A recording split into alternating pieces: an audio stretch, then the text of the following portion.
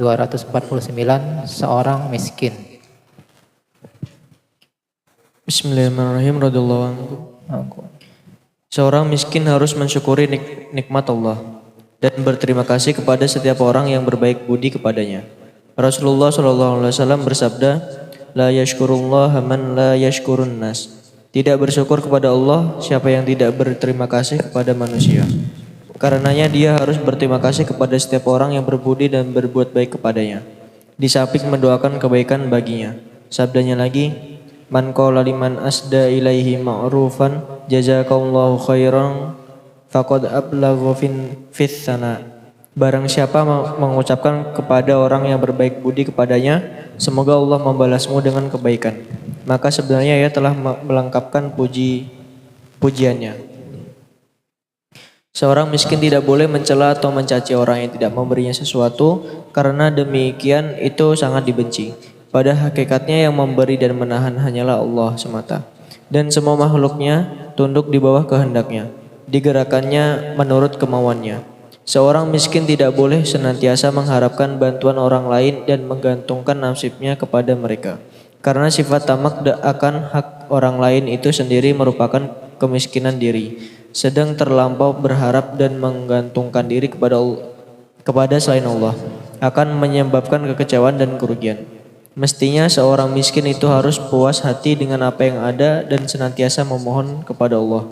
Jika perlu, Rasulullah SAW bersabda, "Man yasta'if faya'ifahullah, man yaghniyunihillah."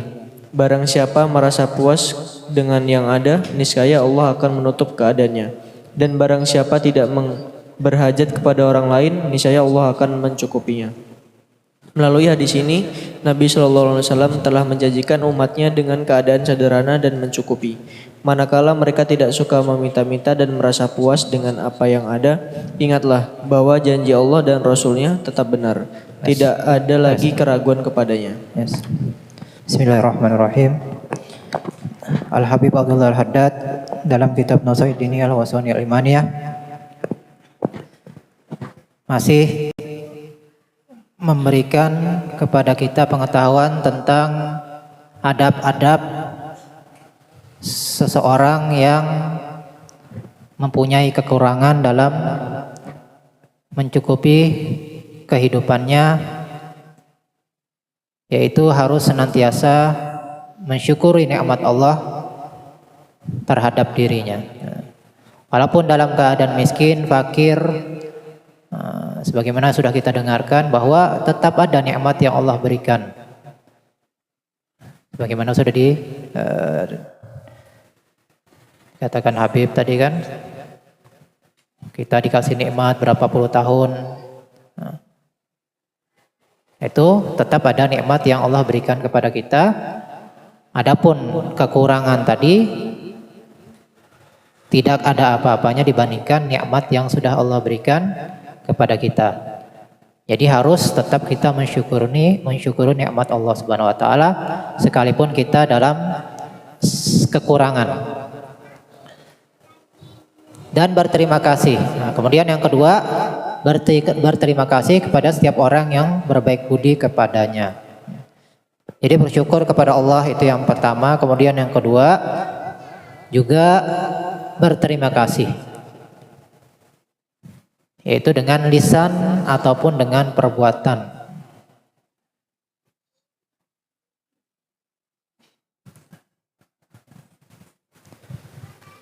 Asyukur itu kalau dari segi makna as-sana.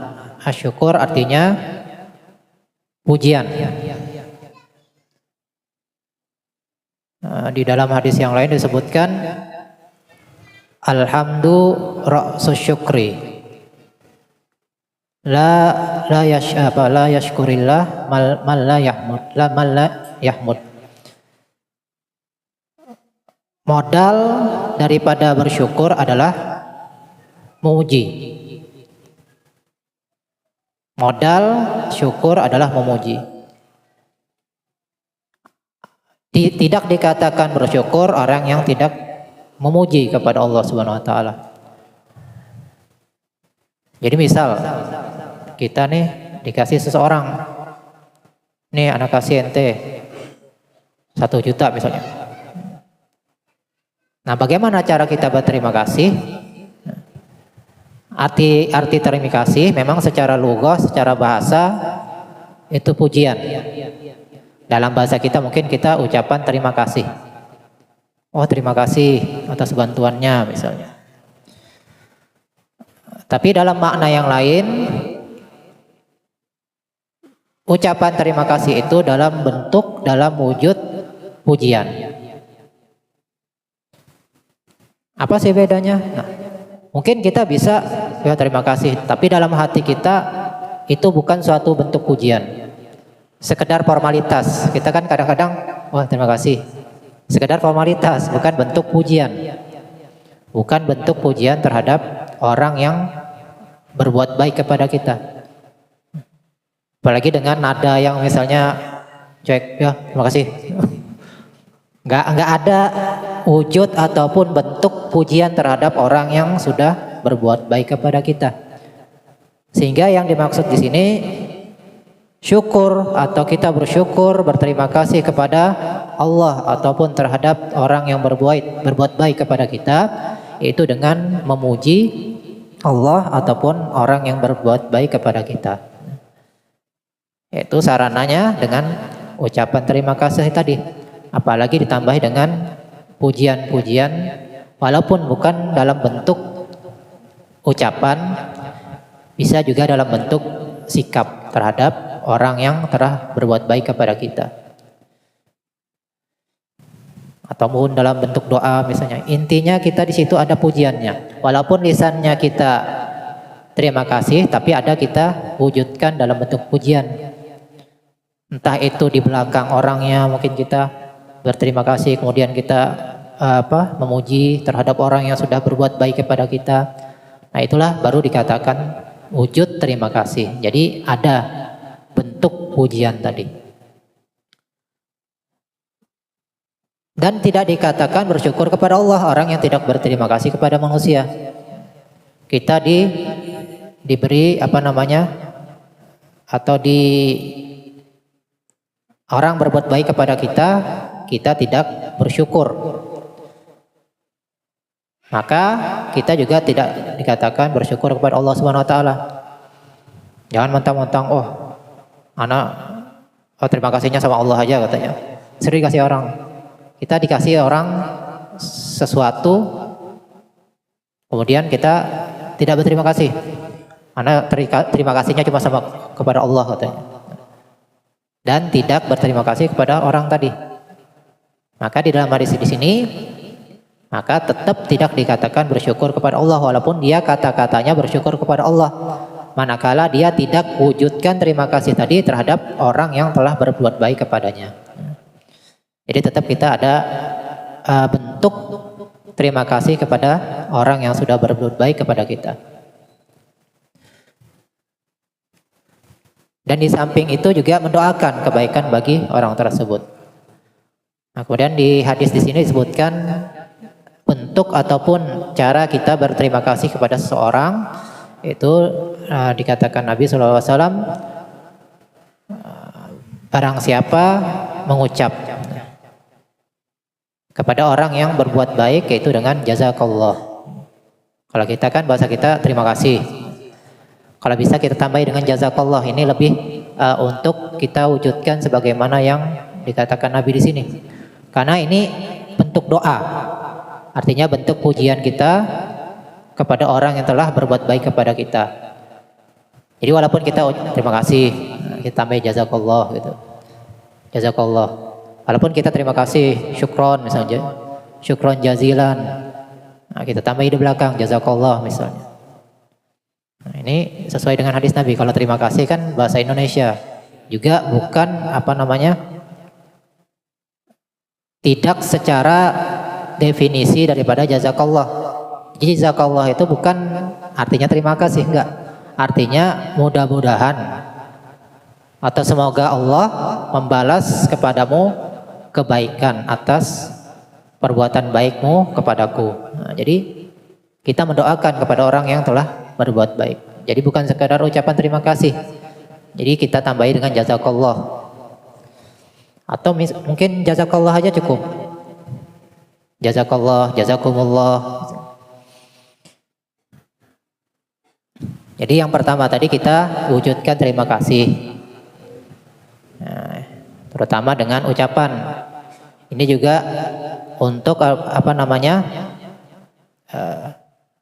menjadikan suatu bentuk pujian kita terhadap orang yang berbuat baik. Apa sih itu pujian? Pujian itu kan suatu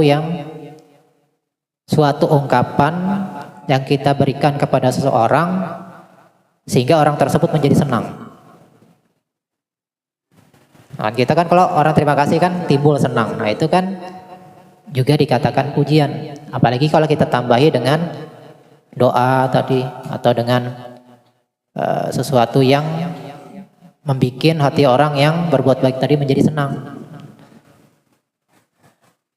Jadi kita bukan sekedar terima kasih, kita tambahi misalnya dengan ungkapan-ungkapan ataupun dengan jazakallah tadi, supaya orang yang berbuat baik kepada kita hatinya senang dengan adanya wujud terima kasih dari orang yang telah dia berbuat baik kepadanya.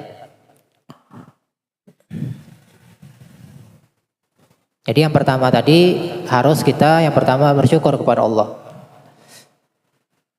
Artinya di sini ketika kita mendapat suatu kebaikan dari orang, yang pertama kita bersyukurnya kepada Allah. Kemudian yang kedua kita berterima kasih kepada orang yang telah berbuat baik kepada kita. Alhamdulillah, jazakallah. Nah gitu. Alhamdulillah, jazakallah. Atau alhamdulillah, terima kasih, jazakallah. Jadi pertama ungkapkan syukur kita kepada Allah Subhanahu wa taala. Alhamdulillah, terima kasih. Mudah-mudahan Allah memberi memberi pahala kepadamu, memberi kebaikan kepadamu.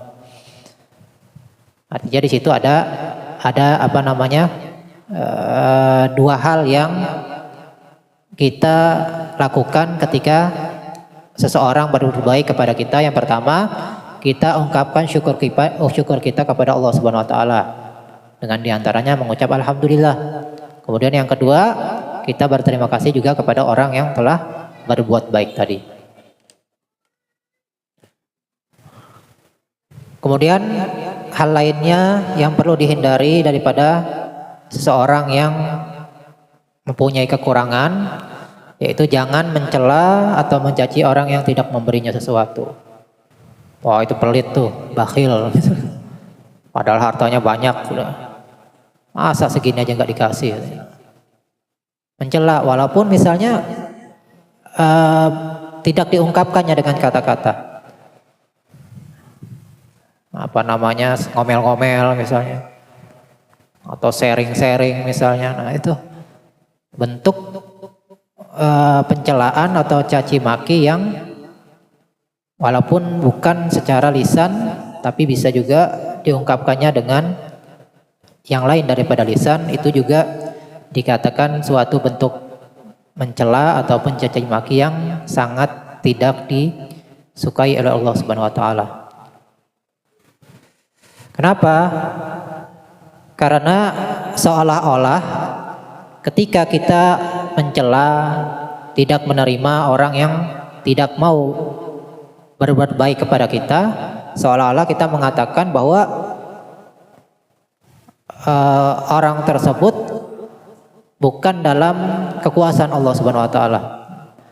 Karena hakikatnya Allah yang Maha memberi dan Maha menahan. Al-Basit Al-Mani' akan ada di Asmaul Husna. Daripada sifat Allah Subhanahu wa taala ataupun nama-nama Allah Subhanahu wa taala, Allah lah yang Maha memberi dan yang menahan daripada pemberian. Jadi walaupun secara zahir kita lihat nih orang ini nggak mau ngasih nih, nah, hendaklah kita kembalikan bahwa hakikatnya Allah tidak menjadikan manusia tersebut memberi kepada kita apa yang kita inginkan. Jadi hakikat juga main di sini kita harus kembalikan semuanya kepada Allah Subhanahu wa taala. Kemudian seorang miskin tidak boleh mengharapkan bantuan orang lain. Walaupun kadang bukan orang miskin aja, ini umum. Cuman memang kebanyakan orang yang kekurangan ini lebih banyak mengharap dibandingkan orang yang dikatakan mampu. Walaupun kadang-kadang orang mampu ini harapannya kadang-kadang lebih banyak dibandingkan orang yang nggak mampu. Yang pertama, tidak mengharapkan bantuan orang lain. Karena kadang-kadang orang yang kaya, orang yang mampu juga mengharap. Mana mau dia ngerjakan hal-hal yang sepele, hal-hal yang kotor misalnya, pasti dia minta bantuan daripada orang-orang yang misalnya orang yang tidak mampu. Nggak mungkin dia mau ngerjakan hal-hal yang hina, hal-hal yang dipandang rendah. Pasti dia mengharapkan bantuan orang lain. Nah itu jangan ada sikap mengharap bantuan orang lain. Jadi selama kita bisa kerjakan, udah kita kerjakan. Kadang-kadang kan kita kan, ada aja si ini, ada aja si fulan, ada aja. Jadi kadang mengharap orang. Padahal kita mampu mengerjakan hal tersebut, tapi kita ada harapan bantuan daripada orang lain. Nah ini hendaklah kita hindari. Nabi kita SAW itu ketika beliau mampu untuk mengerjakan seperti menjahit pakaian beliau, menjahit sandal beliau kerjakan sendiri. Nah, jadi selama bisa dikerjakan, hendaklah diusahakan untuk kita jangan mengharap bantuan orang lain dan menggantungkan nasib kepada mereka. Jangan juga menggantungkan nasib. Ada aja misalnya ini bantuan dari pemerintah, mengharap subsidi. Nah, kadang kan kita gitu, menggantungkan nasib kepada orang lain ataupun kepada sesuatu yang bukan Allah Subhanahu wa taala. Ada aja asuransi, ada aja polisi, ada aja CCTV misalnya. Kadang kita mengharap selain daripada Allah Subhanahu wa taala, ini sesuatu yang tercela ataupun tidak baik. Jadi mengharap ataupun menggantungkan nasib kepada orang lain itu hal-hal yang tidak baik.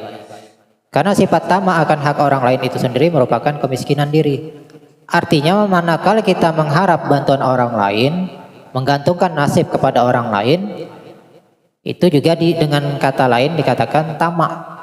Artinya kita tomak terhadap bantuan orang. Tomak itu sifat yang tidak baik.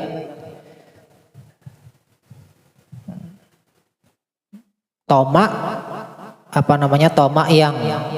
tomak ini secara umum ataupun kebanyakan sifat tomak itu tidak baik. Kecuali tomak terhadap kebaikan Allah, tomak terhadap ilmu. Adapun tomak yang lain itu adalah tamak yang tidak baik. Jadi kita tamak, arti tamak kan rakus lah bahasa kita, rakus. Tamak itu arti dalam artian rakus, nggak merasa cukup. Kita sudah punya sekian, kita pingin lagi. Kita mampu aja misalnya mengerjakan, tapi kita mengharap bantuan orang lain. Nah ini juga dikatakan tamak yang tidak baik. Artinya kita mengharapkan atau rakus akan hak orang lain. Artinya manakala kita mengharap bantuan orang lain, seolah-olah kita merampas daripada hak orang tadi. Kita mengharap bantuan orang, tolong kerjakan ini. Atau kita perintahkan orang lain tadi untuk berbuat sesuatu terhadap hajat kita. Nah seolah-olah kita merampas hak orang tadi. Karena dia otomatis yang kebutuhan dia sendiri tertunda untuk memenuhi hajat kita. Gara-gara dia memenuhi hajat kita, dia sendiri terampas haknya.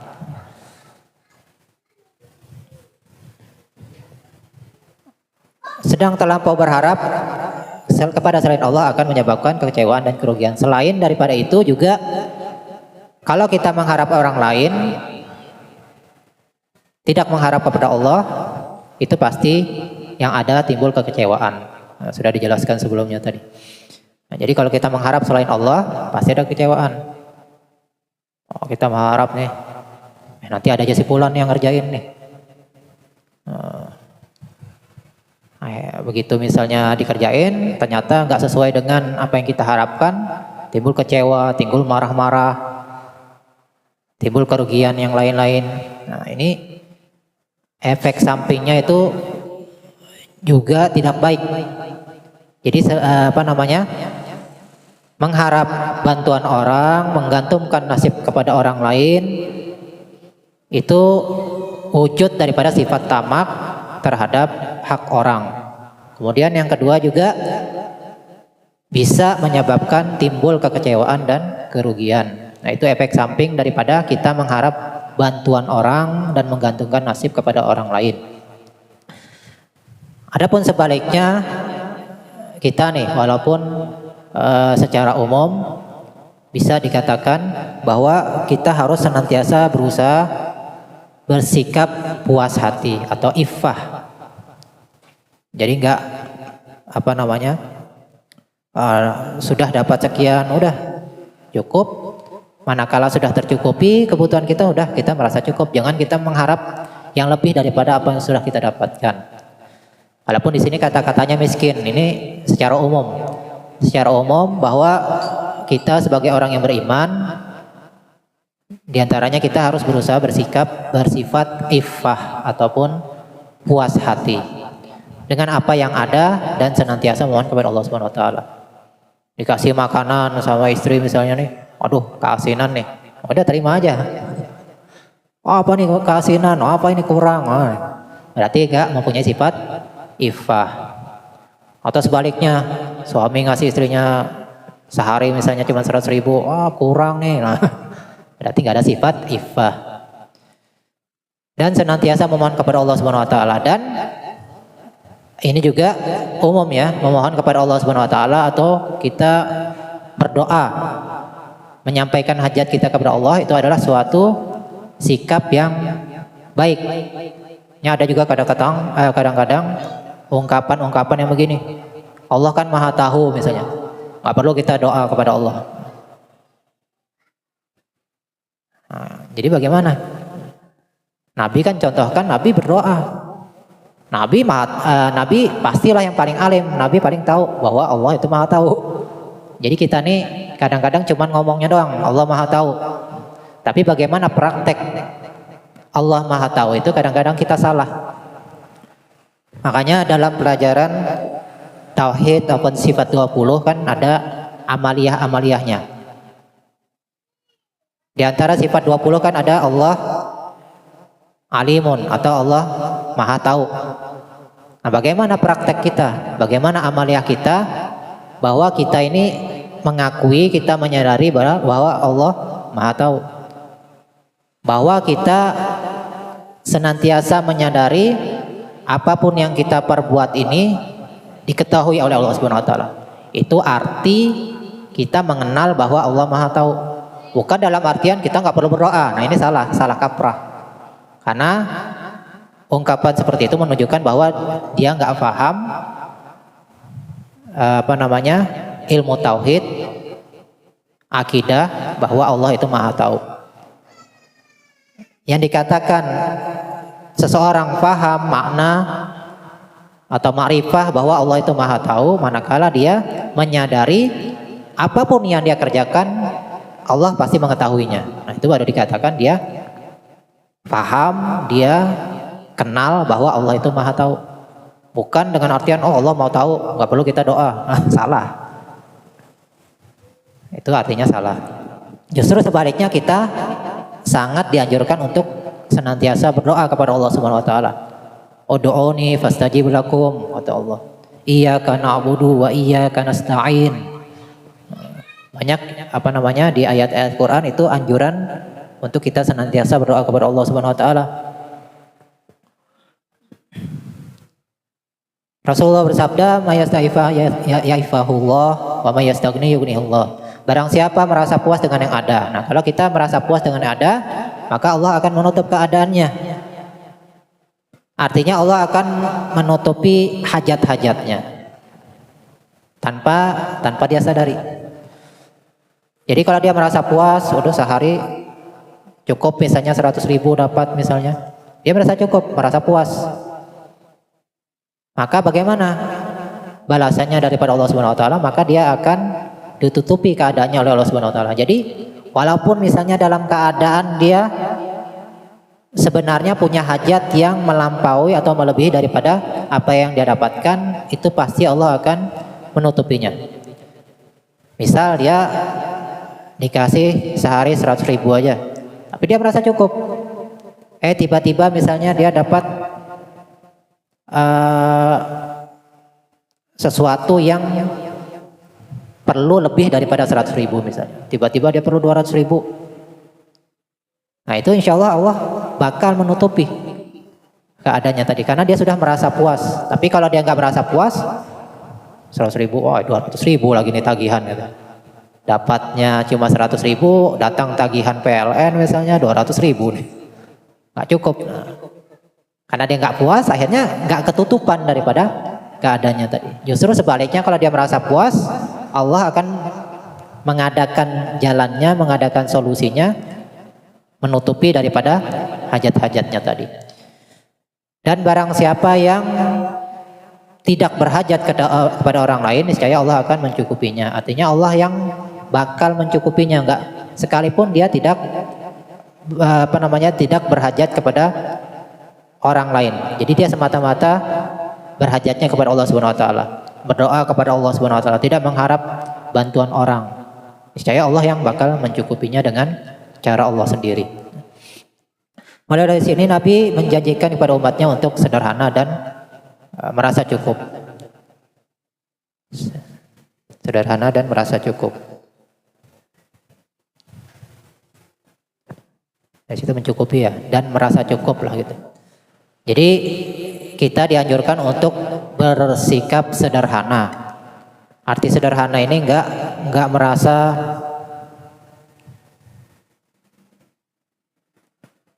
tidak merasa puas, merasa cukup. Di sini kata-katanya agak ini ya. Kalau di merasa puas dan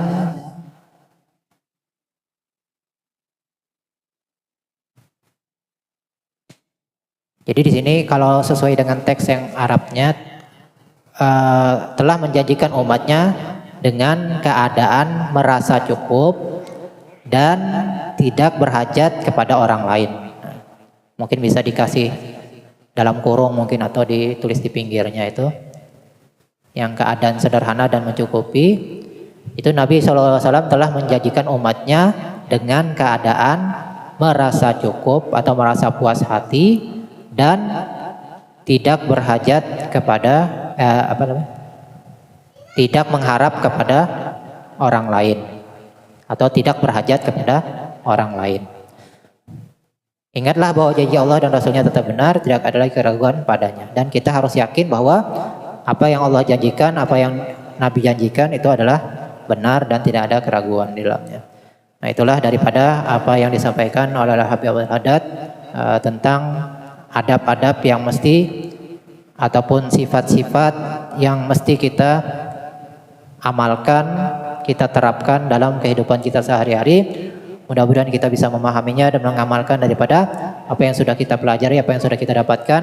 Mudah-mudahan Allah senantiasa memberikan kepada kita istiqomah dalam menuntut ilmu agama dan istiqomah dalam taat ibadat kepada Allah dan taat kepada Rasulullah SAW. Dan mudah-mudahan kita semua diwafatkan dalam husnul khatimah. Amin ya rabbal alamin. Itu yang saya sampaikan. Kurang lebih mohon maaf. Wa'alaikum wallahu subhanahu wa ta'ala alam.